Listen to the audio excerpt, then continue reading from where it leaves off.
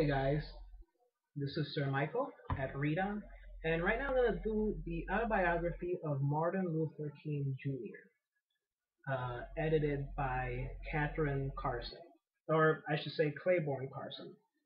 Uh, I think it was a great read. I had a few problems with this book. Number one, autobiography. No, this is not an autobiography. You can argue that there are autobiographical sketches in it, but this is not an autobiography in the traditional sense. This is more a compilation of stories of his, letters, and speeches and other things of that nature. But I just didn't like the fact that they prepared it and they marketed it as an autobiography when it's clearly not an autobiography. So I was a little disappointed about that, but knowing a little bit of Martin Luther King, I had already known that he had never really sat down and written a genuine autobiography about himself. He really didn't even live that long. You know, the other problem that I had with this book, and this was not so much of a problem, this is just a problem if you really want a thorough, comprehensive knowledge of who Martin Luther King was, then it's a problem. Is that this book didn't really dig deep into the man, the man who had problems, deep, deep problems. It just really highlighted his virtues, which I think that's fine because, I mean, after all, his virtues illuminated the world, but if, let's say, you're writing a comprehensive paper on Dr. King, this is probably not the book to read. You might want to read a more thorough biography on him, but however, it's just beautiful to read this book and to go over some of the speeches, some of the letters. There are points in this book where I was crying, and Dr. King has always had that effect on me.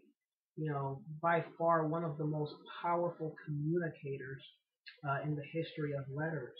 So I think that for that, um, this book I think makes a great read. The other thing is that speech that he made at the end of his life, the very last day, of the second to last day before he died, where he went to the mountaintop. Well, I think it's called the mountaintop speech. He says, "I've seen the coming of the Lord." I had always seen that speech. I love that speech. I always get the chills when I hear that speech. But I had never really read the beginning. I had never seen the entire speech, from beginning to end. I always just there's that last part of it that has, become very symbolic of Dr. King's legacy. But I think a lot of people don't know that it's actually part of a much longer speech where he covers other topics like the Vietnam War. Uh, Dr. King was very fascinating in the sense that eventually, at the beginning, his struggle and his campaign was for civil rights, but he later encompassed the Vietnam War into the civil rights movement.